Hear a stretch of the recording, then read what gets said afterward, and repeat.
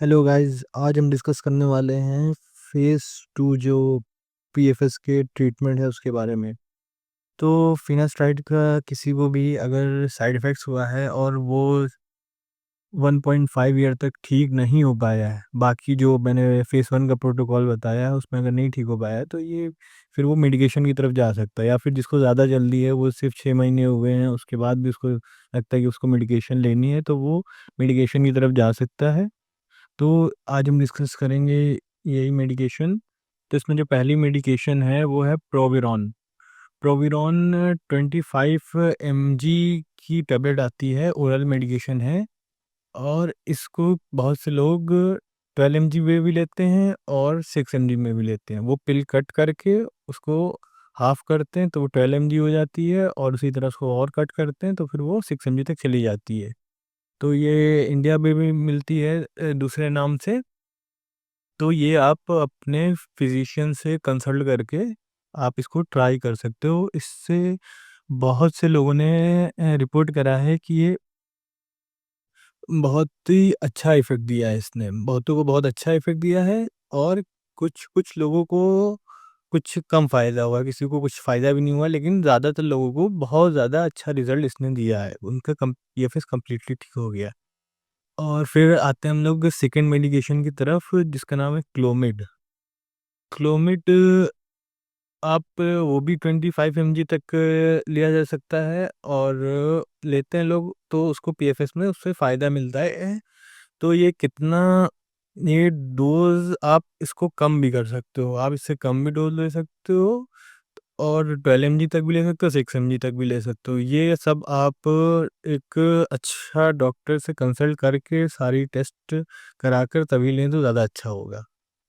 तो ये क्लोमिड से भी बहुत से लोगों को फ़ायदा हुआ है, इससे भी पीएफएस रिकवर हुआ है, लेकिन प्रोविरॉन के कंपैरिज़न में क्लोमिड देखा गया है कि प्रोविरॉन से थोड़ा ज़्यादा फ़ायदा है, जो लोगों ने रिपोर्ट करा है। ऑब्वियसली इसकी कोई गाइडलाइन तो है नहीं पीएफएस की क्या मेडिकेशन होनी चाहिए, क्या नहीं, तो जो लोग बताते हैं कम्युनिटी पर वही मैं बता रहा हूँ आप लोगों को। सो ये एक मेडिकेशन हो गई, फिर हम अब आ जाते हैं टीआरटी पर। टीआरटी क्या है? टीआरटी है टेस्टोस्टेरोन रिप्लेसमेंट थेरेपी। तो ये जो मेडिकेशन है, ये टोटली डिपेंड है आपके टेस्टोस्टेरोन लेवल पर, इसका डोसेज जो डिपेंड है। इसमें क्या होता है, एक सिंथेटिक टेस्टोस्टेरोन होती है मेडिकेशन, वो आपको दी जाती है in the form of injection, cream और टैबलेट्स की फॉर्म में भी दिया जाता है।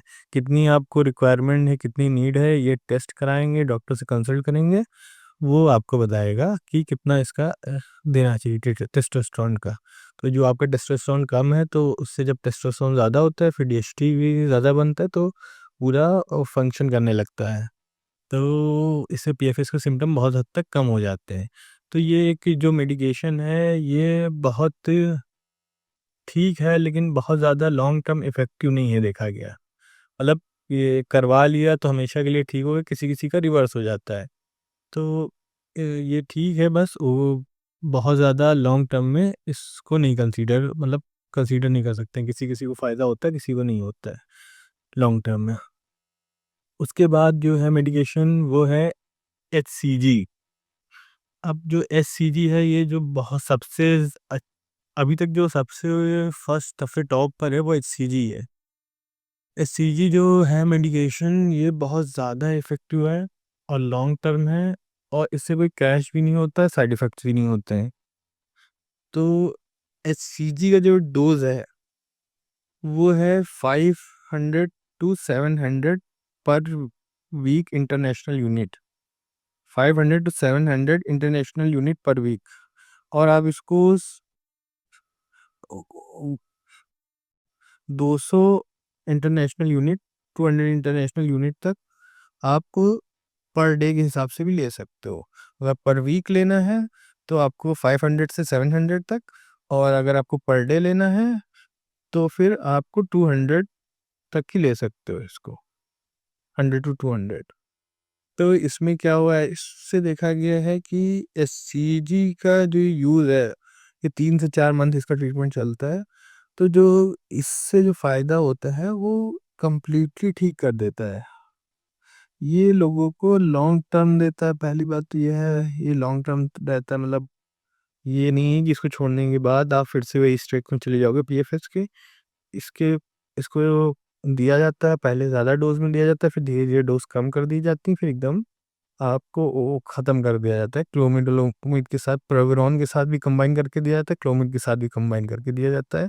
तो क्लोमिड फिर जब आपको इंजेक्शन फॉर्म में दिया जाता है, फिर उसके बाद ओरल फॉर्म में देने लगते हैं क्लोमिड। तो इससे लोगों ने जो सबसे ज़्यादा रिपोर्ट करा है, सबसे सेफ मेडिकेशन वो एचसीजी ही है। सबसे बेस्ट मेडिकेशन है, सबसे टॉप पर यही है। इसके अलावा कुछ अदर मेडिकेशन है, ये जो मैंने बताई हैं, ये सब मेन मेडिकेशन है। जैसे कि पहले पे है एचसीजी, और अगर आप दूसरे पे कंसीडर करोगे तो प्रोविरॉन के बारे में, उससे बहुत ज़्यादा फायदा हुआ है। और तीसरे पे जो है वो है आपका टीआरटी, और फिर है क्लोमिड। ठीक है, ये जो है, ये मेडिकेशन सबसे इम्पोर्टेंट मेडिकेशन है जो यूज़ होती है। फिर इसके अलावा जो मेडिकेशन है, जैसे एक कॉम्बिनेशन है ओरल का, बहुत से लोगों ने इसको भी रिपोर्ट करा है। जैसे वो लोग लेते हैं हार्मोन का, एक कॉमन है, एक DHEA हार्मोन होता है, वो 100 mg लेते हैं। ठीक है, 100 mg।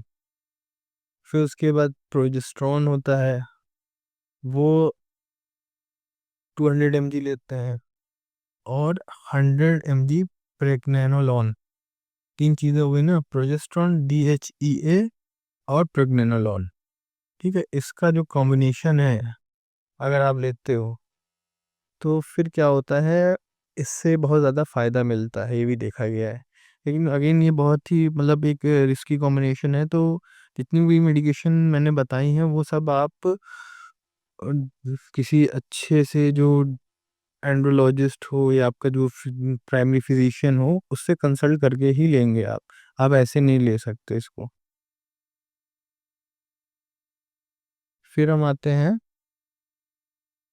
कुछ और मेडिकेशन के बारे में जो बहुत ज़्यादा एडवांस है, बहुत सीवियर जब हो जाता है पेशेंट, तब दी जाती हैं। जैसे कि है एक सोडियम वेपोरेट। सोडियम वेपोरेट जब आपको पीएफएस में आपको न्यूरोस्टेरॉइड बन, या फिर आपको जो न्यूरोलॉजिकल सिम्टम्स हैं वो बहुत ज़्यादा हो जाते हैं, आपका बहुत ज़्यादा सीवियर होता है, आपका सुसाइडल आइडियलेशन आइडिया आने लगता है कि सुसाइड कर लूँ, तो उस समय एक मेडिकेशन दी जाती है, वो है सोडियम वेपोरेट।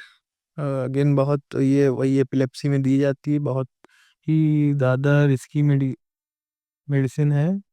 तो इसको तो ये मतलब आखिरी ऑप्शन हो सकता है, वो भी आप बहुत कंसल्ट करके डॉक्टर से, अगर डॉक्टर आपको रिकमेंड करता है तभी आप ले लीजिए, वरना फिर सी आइडिया ड्रॉप कर दीजिए। तो फिलहाल यही मेडिकेशन है। तो पहले पे हमारा एचसीजी है, दूसरे पे प्रोविरॉन है, तीसरे पे टीआरटी है, फिर क्लोमिड है, फिर कॉम्बिनेशन ऑफ मेडिसिन है, वो जो मैंने बताया था, प्रेगनेनोलॉन, DHEA और प्रोजेस्ट्रॉन। तो यही मेडिकेशन है। इसके अलावा कुछ सप्लीमेंट्स हैं, जिसमें एक है आयोडीन। मैंने पिछली वीडियो में बताया नहीं था कि आयोडीन आप डे फर्स्ट से ले सकते हो, जब से आपने छोड़ा है उस फिन को, फिनास्टार्ट को, तब से आप ले सकते हो। तो ये एक मेडिकेशन हो गई। और इसके अलावा तो अभी और भी हैं सप्लीमेंट, उसकी मैं अलग से वीडियो बनाऊंगा सप्लीमेंट्स की, क्या क्या सप्लीमेंट्स फ़ायदा करते हैं इसमें। तो आज के लिए इतना ही। Thank you guys. और प्लीज़ हमारा चैनल सब्सक्राइब करो ताकि मैं और वीडियो बनाऊं, और लाइक करो, शेयर करो। Thank you.